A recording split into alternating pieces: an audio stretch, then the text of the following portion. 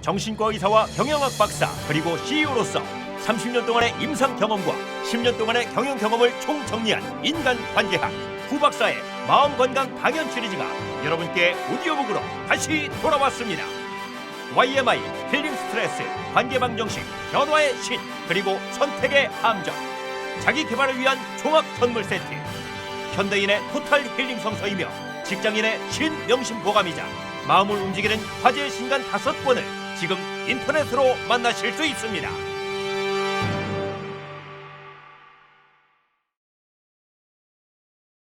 선택의 함정 12. 습관 넛지 정신과 의사 이후경입니다. 오늘은 선택의 함정의 12번째 강의로 습관 넛지 편입니다. 1984년 우리 모두에게는 자유가 없습니다. 실체가 없고 어디에나 있는 빅브라더가 우리를 항상 감시하죠. 우리의 미래는 이미 모든 것이 설계되어 있고요. 한 점의 의혹도 존재하지 않습니다.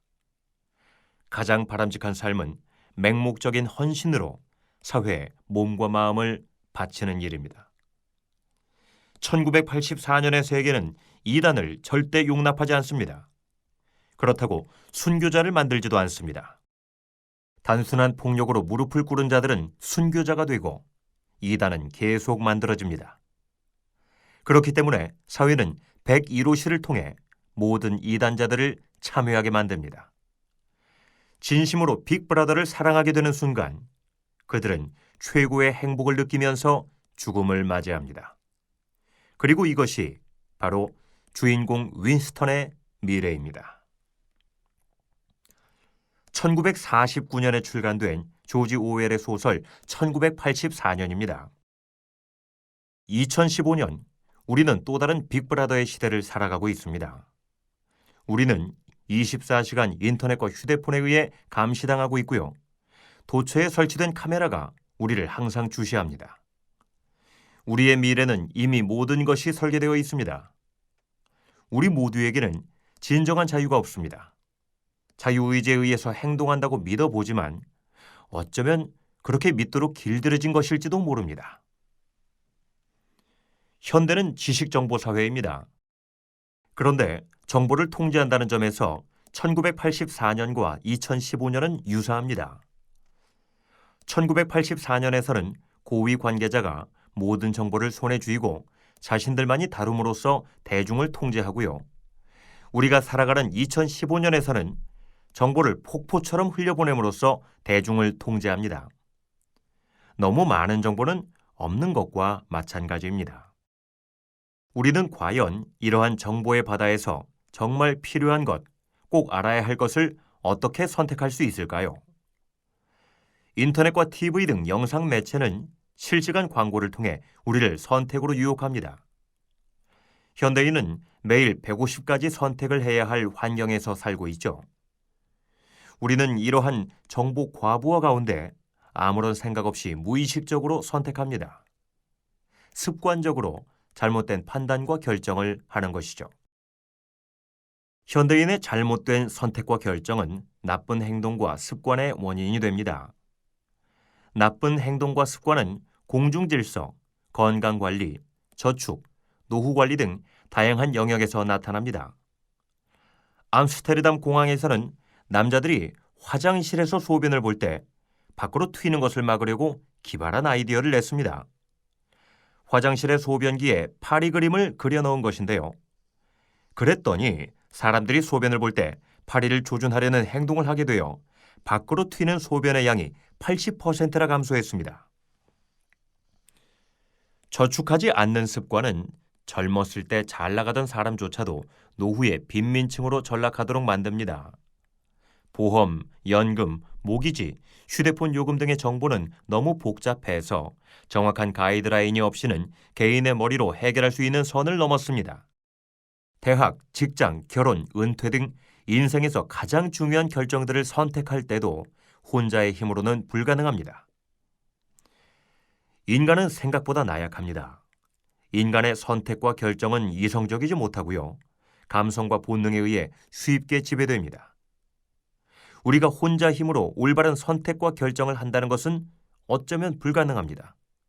누군가의 도움이 반드시 필요하고요. 상대의 격려와 응원이 필요합니다. 제3자의 감독이 필요하고요. 국가와 사회의 탁월한 제도 설계가 필수적입니다. 리차드 탈러는 행동 경제학자입니다. 그는 인간의 보편 심리를 이용해 명령이나 금지 없이 사람들이 의미 있는 행동 변화와 습관 교정을 하도록 하는 방안을 소개했습니다. 바로 넛지인데요.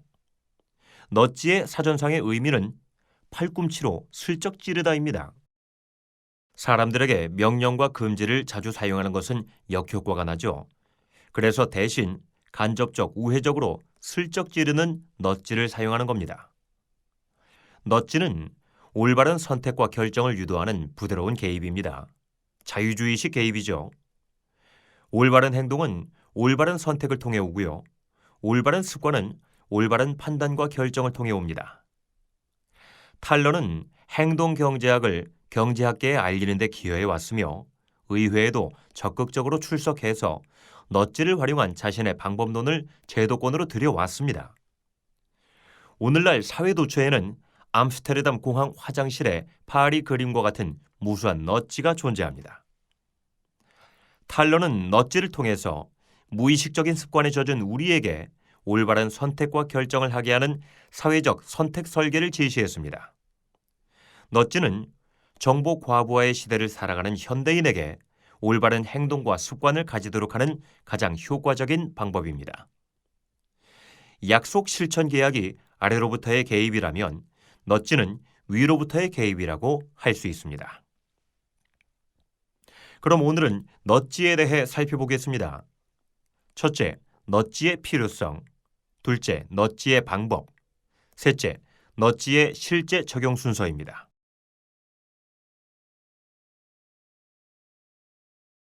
첫 번째 토픽은 넛지의 필요성입니다. 1981년 탈러는 유명한 사과 선택 실험을 했습니다. 질문은 둘 중에 하나를 선택하는 것인데요. 질문 A는 1년 후에 사과 1개 받기와 1년이 지난 바로 다음 날 사과 2개 받기이고요. 질문 B는 오늘 사과 1개 받기와 내일 사과 2개 받기입니다. 사람들은 보통 질문 A에서는 1년이 지난 바로 다음 날 사과 2개 받기를 선택하고요. 질문 B에서는 오늘 사과 1개 받기를 선택합니다. 일관성이 없죠.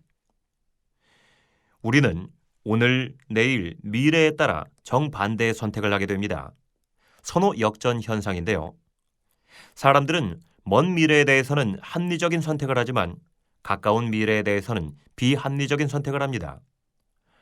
아담과 이브가 사탄의 유혹에 넘어가 선악과를 따먹은 후 인간은 줄곧 유혹에 굴복해왔습니다. 많은 사람들은 현재에 중독되어 살아갑니다. 인간의 예측은 항상 불완전하고 편향되어 있는데요. 이를 제한된 합리성이라고 합니다. 인지 능력의 한계죠. 간단한 질문을 해봅시다.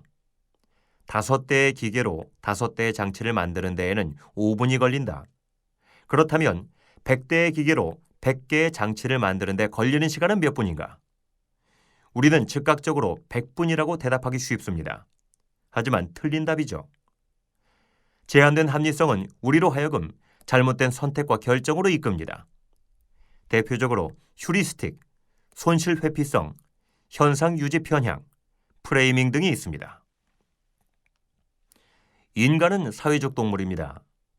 사람들은 주위 상황에 따라 다르게 행동합니다. 우리는 주위 사람들의 영향을 받으면서 살아가죠.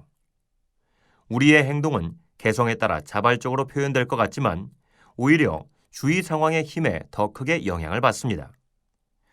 우리는 또래 압력에 못 이겨 개를 보고도 그대로 못하고 고양이라고 말하고요. 다른 사람들이 자신의 행동을 항상 주목하고 있다고 생각합니다. 사회적 영향력은 의도될 수도 있지만 그렇지 않는 경우가 많죠. 현대사회의 현상은 오히려 불확실성과 복잡성이 지배하고요. 국가와 사회가 내리는 선택과 결정은 사람들의 행동에 큰 영향을 미칩니다. 넛지는 왜 필요한가? 탈러는 이렇게 말했습니다. 현대 사회에서 올바른 선택과 결정을 한다는 것은 어쩌면 불가능하다. 사회적 설계를 통해서 선택과 결정이 이루어지는 기전을 약간만 재구성한다면 인간의 만족과 행복에 큰 영향을 미칠 수 있다. 현대인들은 이익을 즉각적으로 추구하고 비용은 나중에 지불하려고 합니다. 우리가 매일 부딪히는 모든 문제들은 난이도가 높습니다.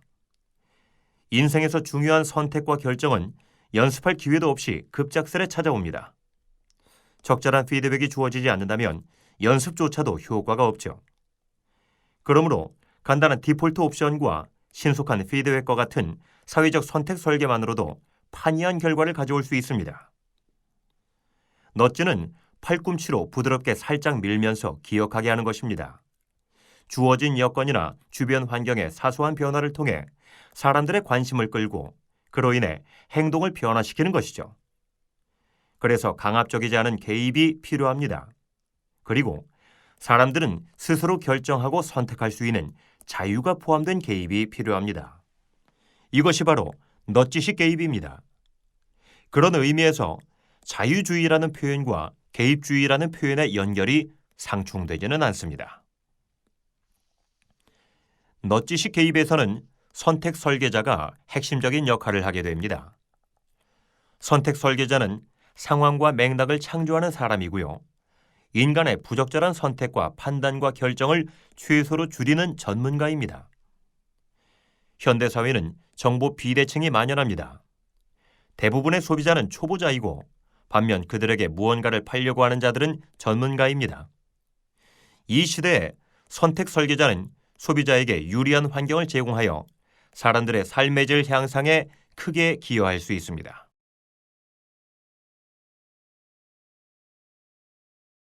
다음 두 번째 토픽은 넛지의 방법입니다. 한 실험에서 대학생들에게 두 가지 질문을 했습니다. 첫째 질문은 현재 얼마나 행복합니까? 이고 둘째 질문은 데이트를 얼마나 자주 합니까? 입니다. 두 질문이 순서대로 제시됐을 때 두 질문의 상관관계는 11%에 불과했습니다. 그런데 두 질문의 순서를 바꾸어 하면 상관관계가 62%까지 높아졌습니다. 데이트 관련 질문을 먼저 하면 맙소사, 마지막 데이트를 언제 했지? 기억도 안 나네. 나는 정말 비참한 신세야 라고 생각하게 된다는 겁니다. 인간의 선택은 그 선택을 설계한 사람에 의해 좌우될 가능성이 큽니다. 넛지란 선택 설계자가 취하는 하나의 방식입니다. 사람들에게 어떤 선택을 금지하지 않고 그들의 행동을 예상 가능한 방향으로 변화시키는 것이고요. 인센티브를 크게 변화시키지 않고 그들의 습관을 바람직한 방향으로 변화시키는 것입니다. 넛지식 개입은 쉽게 피할 수 있는 것이어야 합니다. 동시에 피하는 데 비용도 적게 들어야 합니다. 넛지는 명령이나 금지가 아닙니다.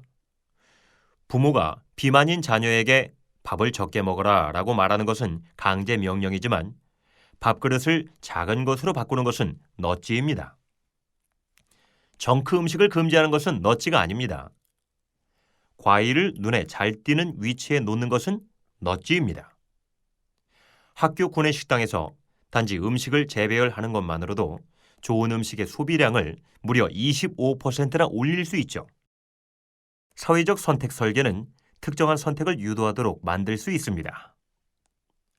탈러는 넛지를 위한 탁월한 방법들을 제안했는데요. 다음과 같은 룰을 적용합니다. 유익할 가능성이 가장 높은 동시에 해를 입힐 가능성이 가장 낮은 방법을 제공한다. 넛지의 구체적인 방법은 다음과 같습니다. 디폴트 설정, 충분한 오류 예상, 신속한 피드백, 복잡한 선택의 조직화, 그리고 인센티브 고려입니다. 첫째, 디폴트 설정입니다. 디폴트 설정은 반대를 최소화하기 위해 고려하는 방법입니다. 우선 디폴트를 설정할 때 자극 반응 일치성을 잘 고려해야 합니다. 사람들은 매일 무수한 신호와 이에 대한 선택을 경험합니다. 자신이 받는 신호가 바람직한 행동과 일치하기를 원하죠. 그런데 모순되는 신호, 자극 반응 불일치의 신호가 나오면 응답이 지연되고 오류 발생 빈도가 높아집니다. 예를 들어 신호등에 빨간색이 들어와 있으면서 밑에 고라는 단어가 있는 경우 매우 당황하게 되죠. 왜냐하면 색깔을 읽는 속도가 글자를 읽는 속도보다 빠르기 때문입니다. 다음, 디폴트를 설정할 때 최소 노력의 법칙을 고려해야 합니다. 최소 노력의 법칙은 본능적으로 고통을 피하려는 인간의 보편 심리입니다. 쾌락 원칙에 의거하죠. 사람들은 속성상 선택을 요구하는 것 자체를 귀찮은 것으로 받아들입니다. 특히 복잡한 선택 요구인 경우 더욱 귀찮아하죠. 오히려 적절한 디폴트 옵션을 더 선호하고 복잡한 선택보다는 간단한 찬반 결정을 더 선호합니다. 예를 들어 요리사가 요리에 대해 물어볼 때 특정 재료를 첨가할지 여부를 찬반 정도로 물어보는 것이 좋지 요리법 전체를 물어보는 것은 바람직하지 않습니다. 유럽의 일부 국가에서는 장기 기증에도 디폴트 옵션을 활용합니다. 장기를 기증하지 않겠다고 적극적으로 거부하지 않으면 자동적으로 기증되도록 하는 방법인데요. 장기 기증을 본인이 직접 의사를 밝혀야만 할 수 있도록 한다면 참여율이 현저히 떨어집니다. 그러나 법을 바꾸어 거부 의사를 밝히지 않은 사람은 모두 기증 의사가 있는 것으로 간주한다면 참여율이 크게 높아지는 겁니다. 장기 기증에 대한 참여와 거절에 대한 생각이 뚜렷하지 않은 사람들은 선택 설계자가 의도하는 대로 선택할 가능성이 높은 것입니다. 둘째, 충분한 오류를 예상하는 겁니다. 이에 따라 친절하고 똑똑해지는 장치들을 개발하는 것이죠. 완성 후 오류라는 게 있습니다. 사람들은 주요 임무를 끝내고 나면 그 이전 단계들에 관련된 사항들을 잊는 경향이 있습니다. 자동차를 주유할 때 뚜껑을 잊고 가는 경우, 현금 인출기로 현금을 인출한 후에 카드를 그대로 꽂아두고 가는 경우, 복사를 끝마친 후에 복사기에 원본을 남겨놓는 경우 등을 말합니다. 완성 후 오류를 막기 위해서 기능 강제 옵션을 설정하는 것이고요. 원하는 것을 얻기 위해 먼저 다른 무언가를 하게 만드는 것이죠. 카드를 먼저 뽑아야만 현금을 인출할 수 있게 하는 겁니다. 약물 투약에도 적용할 수 있는데요. 약물은 규칙성을 두어 투약할 때 수능도가 높아집니다. 매일 복용하는 경우는 아침에 한 번 투약하는 것, 일주일에 한 번 복용하는 경우는 일요일에 한 번 투약하는 것이 효과적입니다. 셋째, 신속한 피드백을 하는 겁니다. 사람들은 신속한 피드백이 가능한 디지털 카메라를 일반 카메라보다 선호합니다. 피드백이 없으면 학습 효과가 떨어집니다. 피드백은 적절하고 신속하게 필요할 때 수시로 주어야 합니다. 흰색 벽에 새로 흰색으로 페인트를 덧칠한다고 가정해 봅시다. 같은 색이기 때문에 어디까지 칠했는지 모를 수가 있죠. 그래서 처음엔 분홍색이었다가 시간이 지나면서 흰색으로 변하는 페인트가 발명됐습니다. 수명이 닿으면 표시해 놓은 색깔이 흰색으로 변하는 면도기도 있고요. 원래 녹색 전구이지만 에너지 소비량이 늘어나면 빨갛게 변하는 전구도 있습니다. 이 전구만으로 에너지 소비량을 40%나 줄일 수 있죠. 학생들이 돌아다니며 문 앞에 에너지 절약 전단지를 놓게 했습니다. 비용 절감, 환경보호, 시민의식 등 여러 문구를 써보았지만 효과가 없었습니다. 하지만 이웃에 비해서 내가 얼마나 쓰고 있는지 비교해서 보여주는 청구서를 보여주자 에너지 소비가 바로 줄어들었습니다. 넷째, 복잡한 선택을 조직화하는 것입니다.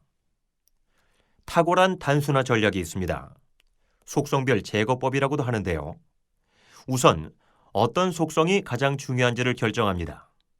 다음 30분 이내에 빠르게 허용 범위를 설정합니다. 끝으로 이 기준에 부합하지 않는 대안들은 모두 제거합니다. 사람들은 선택 대안들이 많으면 많을수록, 다양하면 다양해질수록 단순화 전략을 선택할 가능성이 많습니다. 페인트 가게에 2,000개 이상의 색이 있다고 할 때 고객에게 페인트 색상을 어떻게 제시할 것인지 조직화하는 여러 방법이 있죠. 보통 유사성에 따라 바퀴 모양으로 색깔을 배치한 견본 책자를 사용합니다. 다섯째, 인센티브를 고려하는 것입니다. 인센티브는 경제적 유인입니다. 자유시장 경제는 사람들에게 좋은 제품을 만들어 적절한 가격에 판매하도록 자극하는 인센티브를 부여합니다. 그런데 이러한 인센티브들은 어쩔 수 없이 서로 간의 충돌을 피할 수는 없습니다. 의료 시스템의 경우 인센티브 당사자들인 의사, 병원, 약국, 보험회사, 의료장비회사, 의료 전문 변호사 등의 이해관계가 복잡하게 얽혀 있습니다. 이러한 인센티브는 항상 당사자들에 의해 조작될 수 있습니다. 그러므로 표준 인센티브 분석이 매우 중요합니다. 선택 설계자는 인센티브의 문제를 잘 부각시켜야 합니다. 누가 사용하는지, 누가 선택하는지, 그리고 누가 지불하고 누가 이익을 얻는지를 점검해 봐야 합니다.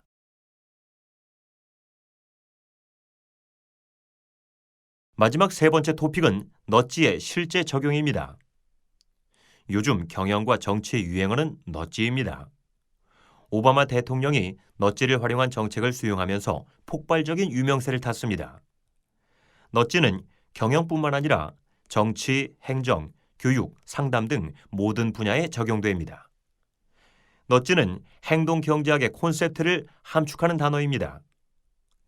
인간의 행동은 항상 불완전하고요. 선택과 판단의 결정은 항상 불확실합니다. 그런데 사람들의 선택권을 제한하는 것은 바람직하지 못합니다. 명령과 금지를 자주 사용하는 것은 역효과가 납니다. 대신 넛지를 사용하는 것이죠. 간접적, 우회적으로 슬쩍 찌르는 것입니다. 오늘날 이러한 넛지 전략은 비즈니스계의 화두입니다. 넛지가 실제 적용되는 주요 영역은 다음과 같습니다. 첫째, 당장 효과가 나타나지 않는 선택으로 저축, 건강, 다이어트 등이 있습니다. 둘째, 난이도가 높은 문제에 대한 선택으로 보험, 모기지, 투자, 핸드폰 요금 등이 있습니다. 셋째, 인생에서 가장 중요한 결정들에 대한 선택으로 대학, 직장, 결혼, 은퇴 등이 있습니다. 넷째, 적절한 피드백이 제공되지 않는 선택입니다. 자, 이제 결론입니다. 노자의 제자 중에 경상초라는 사람이 있었습니다. 노자의 도를 체득한 후 북쪽 외루산에 들어가 살았죠. 그런데 그는 하인 중 똑똑한 분별력이 있는 자는 보내고 하녀 중에서도 고분고분하여 마음이 착한 사람은 쫓아버렸습니다.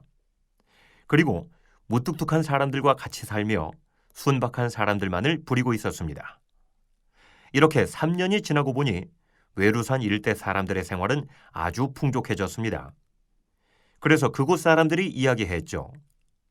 저 선생이 처음 이사해 왔을 때 우리는 놀라고 이상히 여겼었다. 그러나 그 후 우리들의 살림은 하루하루의 수입을 계산하면 분명 모자라건만 1년을 통해 계산해보면 남아 돌아가게 되었다. 그분은 성인이 아닐까? 현대 시대는 자본주의 사회입니다. 자본주의 사회를 떠받치는 기본 심리학은 행동이론이고요. 행동이론은 현대사회의 가정, 학교, 직장, 국가에서 가장 많이 사용되는 이론입니다. 목표 달성에 대해 잘하면 상을 주고 잘못하면 벌을 주는 상벌제도입니다. 채찍과 당근으로 알려져 있죠. 넛지로 알려진 사회적 선택 설계는 일종의 세련된 채찍과 당근이라고 할 수 있습니다. 하버드 대학 교수인 스키너는 미국 행동주의 심리학의 대부입니다. 그는 조지 오웰의 비관론에 대항하는 낙관론을 언급했죠. 스키너는 1948년 자연주의 학자 조지 소로우의 베스트셀러 월든을 모방한 책 월든2를 출간했습니다.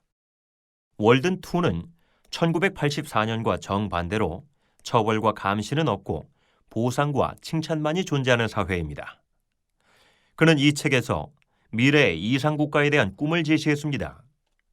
그러나 월든2는 판매에 실패했고 채찍이 없는 당근만의 사회도 현실성이 없는 것으로 판명되었습니다.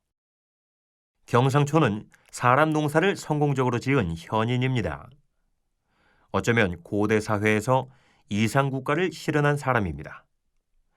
그는 사람의 종류를 구분해서 어떤 인간들을 중심에 놓고 다른 인간들을 주변에 놓음으로써 하늘의 복이 깃들게 하였습니다. 세상에서 똑똑하다는 인간들이 투박한 인간으로 변화되게 하고 세상에서 착하다는 인간들이 순박한 인간으로 변화되게 하는 농사를 지었습니다. 시편에 이런 말이 있습니다. 복이 있는 사람은 악인의 꾀를 따르지 않고 죄인의 길에 서지 않는다. 오만한 자의 자리에 앉지 않고 오직 여호와의 율법을 즐거워하여 주야로 묵상한다. 그는 시냇가에 심은 나무가 철을 따라 열매를 맺으며 그 잎사귀가 마르지 않는 것과 같으니 그가 하는 모든 일이 다 형통한다. 경상초는 사람들의 얘기를 듣고 남향에 앉은 채 무언가 석연치 않은 표정을 지었습니다. 그래서 제자가 수상히 여겨 물었더니 경상초가 말했습니다. 너희들은 왜 나를 수상쩍게 여기느냐? 무릇 봄 기운이 돌면 온갖 초목이 싹트고 가을이 되면 모든 열매가 연근다. 그러나 봄이나 가을이라고 해서 자연의 법칙에 의거하지 않고 그런 능력을 발휘할 수 있겠느냐? 이 마을이 풍족하게 된 것도 천도가 작용한 탓이며 나 때문인 것은 아니다. 경상초의 이상국가 비결은 이렇습니다. 그는 채찍과 당근을 사용하지 않았습니다. 넛지도 사용하지 않았죠. 일부러 하늘의 복을 빈 것은 아니고 천복이 절로 응하도록 모르는 사이에 사람들을 교화한 것입니다.